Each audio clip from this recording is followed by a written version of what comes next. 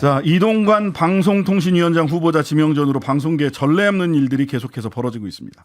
김효재 방통위 직무대행 체제에서 KBS와 MBC 두 공영방송의 이사장을 동시 해임 추진 중인데요. 어제 오전 방통위가 남영진 KBS 이사장 해임 건의안을 의결하자 윤 대통령이 오후에 곧바로 재가했습니다. 해임이 확정된 남영진 KBS 전 이사장이라고 불러드려야 되겠네요. 맞습니다. 예, 남영진 KBS 전 이사장님 스튜디오에 모셨습니다. 어서 오세요. 예, 안녕하십니까. 네, KBS 이사장님을 MBC 스튜디오에 모셨습니다. 그렇게 되네요. 네. 아, 참 간단치 않은 상황입니다. 사실 저희들이 웃으면서 인사를 드렸지만 이런 일이 다 벌어집니다. 방통위가 해임 절차 시작한 지 20일 만에 그야말로 속전속결로 군사작전 하는 것처럼 해임이 의결되고 그다음에 재가를 대통령이 했습니다. 네. 지난 20일 어떠셨어요? 예상은 했습니다. 이 군사작전보다 더 전격적이에요. 요새 흔히 말하는 뭐 군사독재, 이 검찰 독재가 더 심하다. 너무 잘 아는 것 같아요. 그러니까 군사독재 때는 박정희 때는 다 겪어봤지만 좀 자기들이 뭘 잘못하고 온 걸 알기 때문에 국민들 눈치를 보고 그랬는데 네. 이 검찰이나 이 법조 쪽에서는 그런 법이 무슨 저 시행령을 가지고 법률이나 헌법 이상으로 뭐 하고 오기 때문에 네. 이 저강도 공격이랄까 뭐 국민을 상대로 그런 네. 정도의 작전을 펴고 있는 것 같습니다. 그게 20일 만에 이루어진 게 전격 작전이라고 흔히 이야기 군사 작전보다 더 빠르고 강하다고 봅니다. 우리 남 전 이사장님 2021년 8월에 취임하셨고 원래 임기가 몇 년입니까? 네, 3년입니다. 그러니까 1년 조금 더 남았죠. 예. 기다렸다는 듯이 방통위원회에서 그 해임 건의안 의결하자마자 대통령이 곧바로 재가했습니다. 혹시 임기 중에 이런 일이 있을 거다. 뭐 예상은 예. 하신 적이 있어요? 지난해 3월에 그 대선에서 정권 교체가 되었는데 지금까지 공영방송의 뭐 그 경영진이나 이사진들 자기들 입맛에 맞게 왔던 뭐 여야가 지금의 여야 마찬가지로 네. 그렇게 교체를 해왔기 때문에 그건 언제건 오리라고 생각했습니다. 근데 조금 1년 반 만에 지금 이렇게 KBS 이사회, MBC 이사회, EBS 이사회 이걸 한꺼번에 전체를 다 몰아간다는 것, 다 교체를 자기들 입맛에 맞는 걸 교체한다는 것, 이거야말로 진짜 전격 작전이고 국민이나 시청자에 대한 전혀 안중에 없는 아주 독단적인 일이라고 생각합니다. 자, 두 가지 정도를 여쭙겠습니다. 방통위가 남 전 이사장님 해임 사유 중 첫 번째가 KBS의 방만 경영 이거를 방치했다 이런 얘기입니다.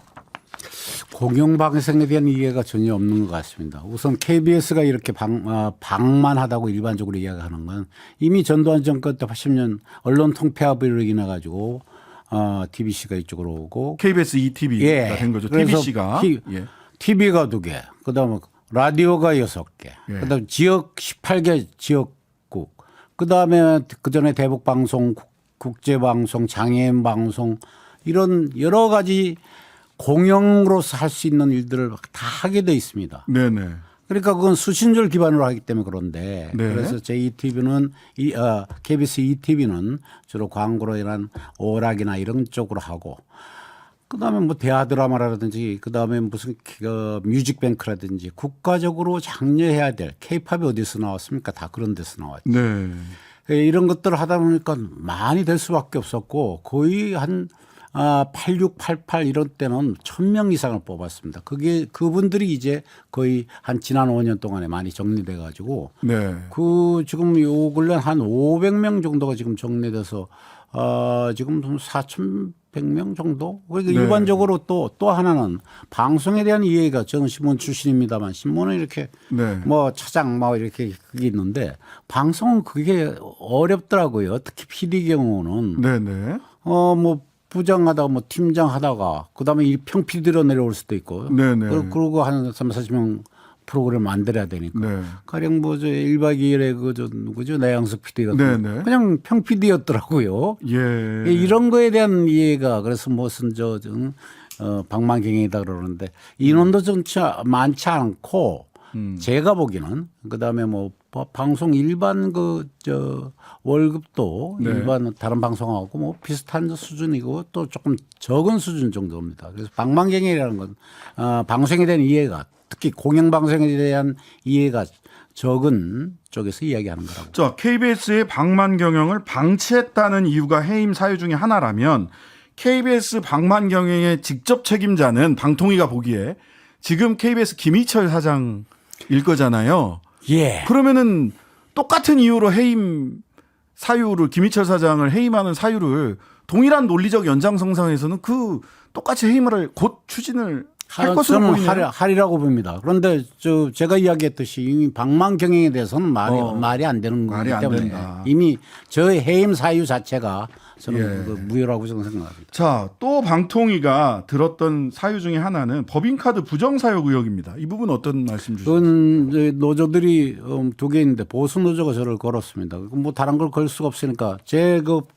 법인카드 사용 내역은 다 공개돼 있습니다. 그러니까 가만히 있다가 막판에 이제 그거밖에 없었던 모양이에요. 그걸 걸어가지고 예. 권익위가 그랬는데 그 네 번에 그거는 두 번은 이사회하고 임원들 연말 선물 곶감 25,000원짜리 우리 고향 예, 고향 예. 도끼.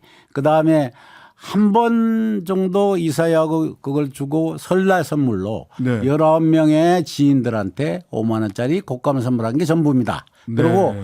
뭐 240만 원인가 뭐 짜장면 340그릇 쪽 하는데 사실은 지난해는 코로나 때문에 이사회 끝나고 정기 이사회 끝나고 나서 이사회하고 집행부하고 네, 네. 저녁 식사를 하고 됐는데 그게 거의 못했습니다. 네. 그래서 연말에 송년회 다 모여라. 아. 그래서 집행부 뭐 그다음에 센터장들 그다음에 이사들 그다음에 또 같이 같이 지내던 기사들 한 번도 식사를 못했어요. 그래서 한 40여 명이 그 했더니 뭐 술도 한잔 하고 그랬더니 한 7만 원 수준으로 나왔는데 그게 이제 문제가 됐다. 법이 문제가 된다면 하라. 그래 권익위에서 그걸 계속 하다가 지방 제 고향까지 내려가가지고 권익위가 그걸 하고 했는데도 아직 밝혀내지를 못했습니다. 알겠습니다. 자, 해임 절차와 결정이 원천 무효다 이렇게 주장하셨습니다. 그럼 어떻게 향후 어떤 대응을 준비하고 우선 계십니까? 하여튼 김효재 직무대행이 3인 중 2명이 방통위원. 예, 방통위에 2명이 합의적 기관에서 그걸 한다는 게 문제가 된다고 네네. 저는 생각했기 때문에 그래서 기피 신청을 했는데 네. 그것도 안 됐어요. 네. 그랬고 바로 해임 무효 소송을 지금 막 들어가고 있습니다. 해임 무효 소송. 예, 그 무효 소송과 우선 가처분을 들어가고 있습니다. 아마 네. 법적인 그 싸움이라 한참 걸릴 거라고 생각합니다. 다만 그 전에 정현주 사장, 그다음에 그 뒤에 고대영 사장, 그다음에 강기영 이사 다 그걸 했는데 이런 정도의 해임 사유로는 나중에 그 구제가 돼서 다 네. 이겼습니다. 세 분 다. 네, 저도 네. 뭐 마지막에 이 길이라고 생각합니다. 이 일이라 생각을 한다. 예. 아이고 지금 핸드폰 벨소리 들렸는데요. 죄송합니다. 예, 죄송합니다. 예. 양해를 해주시면 감사하겠고요. 자, 그런데 지금 뭐 우리 남 전 이사장님 말씀대로라면 이런 정도 사유로는 이사장 해임 사유가 되지 않는다. 그런데도 불구하고 사실 정현주 전 KBS 사장님 나중에 다 무죄가 됐지만 당시에 배임 혐의로 해임되고 이미 시간이 다 지나버려 가지고 실질적으로는 지금 당장 그 자리에 없는 게 그 자리에서 이렇게 물러나게 하는 게 지금 방통위의 목표가 아닌가 이런 언론들의 예측이 많습니다. 왜 이렇게 서둘러서 그 남 전 이사장님이나 김인철 사장님을 자리에서 물러나게 하려고 하는 걸까요? 뭐 언론에서 나왔고 누구나 예상할 수 있는데 정권이 교체됐지만 지금 하여튼 국회도 지금 야당이 다 장악하고 있고 그다음에 뭘 추진하려도 잘 안 되고 네. 대통령 그 지지율이 계속 그대로이고 네. 내년 바로 총선이 돼 있으니까 그게 아주 전체 이 정권에서 가장 중요한 거라고 생각합니다. 그래서 다른 이 공영방송은 정권으로부터 독립돼 있고 그것이 중립성이 가장 중요하기 때문에 네. 사실 정권이 어떻게 할 수가 없는 거죠. 네. 그러니까 이거를 자기들 목으로 끌어당겨서 지지율도 높이고 아주 중요한 자기들 수도권에 지금 아주 몇 프로가 차이가 안 나기 때문에 네. 여기서 조금 뒤집어보기 위해서는 공영방송을 자기들 방송으로 총선 전략이다. 예, 총선 전략까지 나갈 그런 것 같습니다. 그렇지 않고서 이렇게 빠르게 이렇게 전격적으로 할 이유가 없죠. 전격적으로 이렇게 군사작전 하듯이 한 거는 총선 전략 때문이다. 이렇게 이제 추정을 하신다라는 거고요. 자, KBS뿐만 아니라 MBC 대주주인 방송문화진흥회, 그다음에 그 EBS 이사진 교체 시도를 똑같이 하고 있습니다. 이것도 다 같은 맥락에서 저는 보면 될까요? 그렇게 봅니다. 사실 정권 교체 이후에 더 밑보인 거는 MBC죠. 그런가요? 더 세게 나갔죠. 뭐 바이든 날리면 사실 그것도 사실 윤 대통령이 당신이 이야기하고 나서 이야기를 안 해줬기 때문에 이 파장이 계속되고 있는 거 아닙니까? 네, 네. 또 KBS도 사실 뭐 좀 저는 눈치를 보고 있다고 봤는데.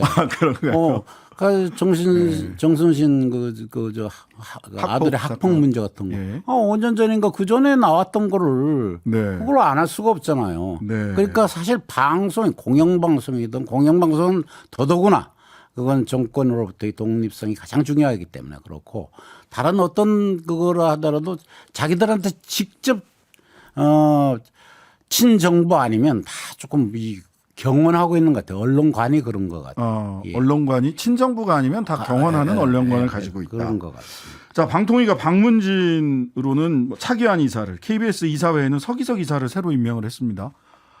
이게 들어오다 보니까 차기환 이사는 뭐 이미 좀 알려져 있어요. KBS 이사도 하고 방문진 이사도 있기 하셨었고요. 때문에. 예. 그런데 뭐 많은 그 언론에서 나오듯이 그 5.18이나 세월호 비하를 했다든지 그런 것에 조금 편파적이 아닌가. 그래서 오히려 방송에 대해서 더 잘 아는 것이 방문진 이사로 와서 MBC를 장악하는데 더 도움이 되는 그런 기술이 되지 않을까. MBC에 더 센 사람을 보냈다. 그런 느낌이 좀 있습니다. 서기석 이사는 어떠세요? 서 이사님은 뭐 이렇게 평가 별로 없는데 어쨌든 법원장을 지냈고 그다음에 뭐 헌재 재판관을 6년을 했기 때문에 그래도 지금 뭐 마지막 기댈 거는 저희들이 뭐 헌재라든지 대법원을 기대지 않습니까? 그래서 어느 정도 조금 수신료 분리징수에 대해서 대법원이나 헌재에 지금 가 있습니다. 가 있죠. KBS 그러니까 헌재에 그걸 사실 가처분이나 그걸 가 있기 때문에 헌재에서 두 번이나 그것이 합법적이라는 판단을 해줬는데도 수신료 통합 징수가 합법적이다라고 하는 판단을 대법원이나 헌재에서 한 바가 있죠. 자, 이게 전과 좀 그래도 달라졌다라고 하는 것이 뭐냐면 KBS 같은 경우 소위 수신료 분리징수를 전격적으로 이렇게 시행령 통해서 시행을 하고 하면서 지난번에 최민희 그 내정자 방통위원 내정자는 KBS 적어도 이 같은 경우는 민영화하려고 하는 거 아니냐 본인은 그렇게 추정을 한다 이렇게 얘기하시더라고요. 근데 최민희 의원이 아니라 이미 박성중 저 과방위 간사가 이야기했듯이 국민의힘 박성중 과방위 간사요. 이미 이야기했듯이 두 번에 걸쳐서 그거를 방통위 그 제허가 그걸 보류해 줬다 그러는데 그래서 그걸 그대로 시행을 하면 실제로 KBS2를 뭐랄까 분리할 수가 있죠. 분리해서 그렇게 되면 그걸 살 수 있는 데가 정말 무슨 재벌이나 이런 데밖에 더 있겠습니까? 그렇죠. 그 정도. YTN도 지금 민영화 시도가 돼 있죠. MBC도 사실은 옛날부터 계속 그런 이야기가 나왔죠. 저기 정권 차원에서 귀찮은 걸 뭐 이렇게 뭐 나눠주고 이거 재벌이나 이런 뭐 구체적인 소유주가 있는데 그걸 하면 사실 다루기가 좀 쉽지 않습니까? 정권 단기 정권 차원에서는 그럴 수 있다고 봐요. 그런 유혹을 느낄 때가 있을 거라고 생각합니다. 공영방송을 그렇게 운영해도 될까요? 특히 이동관 방통위원장 같은 경우는 BBC나 일본 NHK 등을 얘기하면서 1공영 다민영 체제 이게 이쪽으로 가려고 하는 거 아니냐. 그러면 사실은 KBS2나 YTN이나 MBC는 민영화해야 되겠죠. 이랬을 때 공영방송을 이런 식으로 한국 사회에서 지금 1공영 다민영 체제로 가는 것 이게 어떤 여파를 가지고 올까요? 공영방송에 대한 이해가 진짜 없는 것 같습니다. 이게 공영방송이라는 건 정권으로부터 독립돼 있어가지고 국민과 시청자들만 보고 나가는 네. 그래서 수신료가 국민이 세금으로 주는 거죠. 네네. 야, BBC 인터내셔널 그건 뭐 거의 영국이 400년 이상 그거 있지만 BBC는 아니지만 하여튼 그걸 전 세계를 지배하던 그런 그게 남아 있었게 하죠. 네. 그 인터내셔널 돼 있죠. 그런데 우리의 거의 뭐 20배에 가까운 뭐 정확히 모르겠으면 그런 수신료를 수신료를 받고 많이 받죠. 예, NHK도 마찬가지입니다. 그 BBC는 저희들이 좀 모르지만 NHK 같은 데는 정권에 그렇게 그 독립돼 있는 것 같지 않습니다. 오히려 KBS는 이런 우리 국민들이 워낙 그 저항이 세고 여러 가지 지켜왔기 때문에 세계 8대 공영방송에 들어가 있고 네네. 잘 알다시피 지금 KBS나 MBC가 지금 신뢰도 1, 2위를 항상 다투고 있습니다. 우리 국내에서도. 네네. 이게 이런 보물입니다. 국민을 위한 보물을. 이거를 어떻게 이 역사적으로 사실 소유가 공영이고 그다음에 저 운영은 네. 민영처럼 하는 이것도 역사적 산물이라고 MBC도 역사적 산물이라고 생각합니다. 이렇게 잘 만들어져 있는 걸 이걸 없애고 하려는 건 5년간의 정권의 아주 욕심이죠. 이거는 국민이나 시청자에 대한 기만이고 이거는 큰 보물을 빼앗기는 것 같습니다. 예. 이동관 후보자 청문회가 이번 주 금요일 열립니다. 이동관 후보자 청문회에서 가장 최우선으로 검증해야 될 점은 뭐라고 보십니까? 제가 보기엔 그겁니다. 공영방송이나 이 방송, 통신에 대한 철학이 있어야 되는데 네. 지금까지 그 한 거는 어떤 구체적인 게 나온 게 없고 그동안 MB 정부 때 홍보수석으로서 뭐 언론인 저 리스트 만든 거 뭐 이런 것만 예. 그런 것만 나와 있고 또 요 근래 그 발언하는 걸 봐서는 BBC 인터내셔널 무슨 그 NHK 그걸 아니 우리나라 그 많은 그걸 돼 있는데 이미 그렇게 돼 있고 두 번째는 네. 뭐 아이고, 공산당 기관지라는 그건 말도 안 돼. 옛날에 있었던 이야기지 지금은 아닙니다. 예, 오늘 말씀 여기까지 듣겠습니다. 남영진 전 KBS 이사장님이었습니다. 감사합니다. 이 전 이사장도 불러주셔서 감사합니다. 하루 종일 기다려지는 진짜 시사. 평일 저녁 6시 5분 신장식의 뉴스 하이킥.